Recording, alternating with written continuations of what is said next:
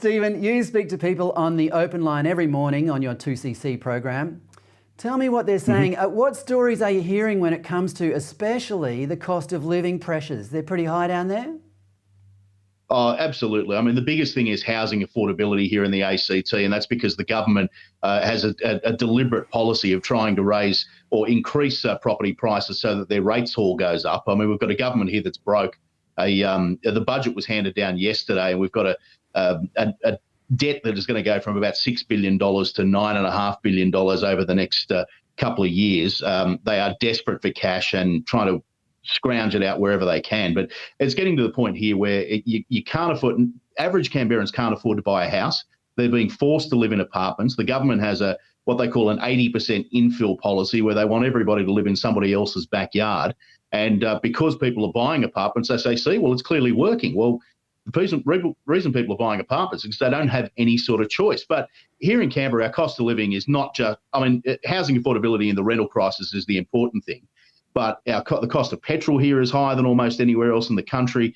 We've got our health system is crumbling. Our education system is crumbling. We've got lower numbers of police per capita than anywhere else in the country. There are so many things that are going wrong here. Cost of living is only just one of them, sadly.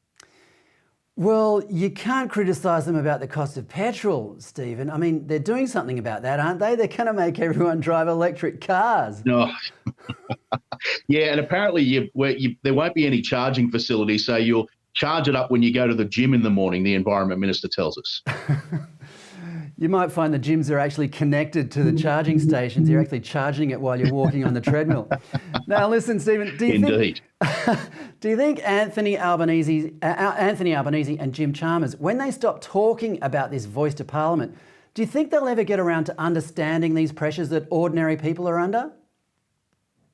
Well, I don't know that there's a lot of chance of that because, I mean, if you look right across our parliament, mostly on the Labor side, but on both sides, there's very few politicians that have actually had a real job and had to worry about where their next paycheck comes from. So it's going to be impossible for them to understand what the rest of us are going through on a day-to-day basis. But I think the reality is going to hit home, particularly to Jim Chalmers, very, very quickly. And I think this honeymoon period that is clearly the government's clearly enjoying is going to evaporate very, very quickly, and certainly in the lead up to October when they hand down their first budget. Yeah, the way it looks, mate, I think it's going to be one of the shortest honeymoons in Australian political history, the way they're heading. Stephen, just before you go, there's a debate about whether or not the Labor government should continue the coalition's cut in fuel excise. What is the responsible thing to do here, you think?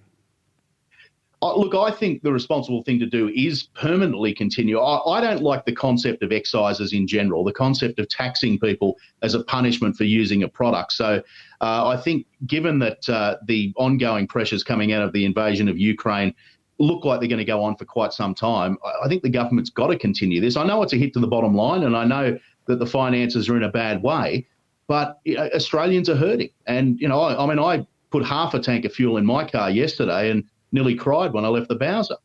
Oh, mate, yeah. I feel your pain, mate. Well, all I know is that we need to rein in government spending. Our taxes are being sprayed up against the wall on all sorts of rubbish ideas while families are struggling. Stephen, great to talk to you, and keep up the good work down in Canberra. Thanks, Fred. Good to talk to you. Thanks, Stephen. That's Stephen Cenatiempo, who hosts The Breakfast Show on 2CC in Canberra.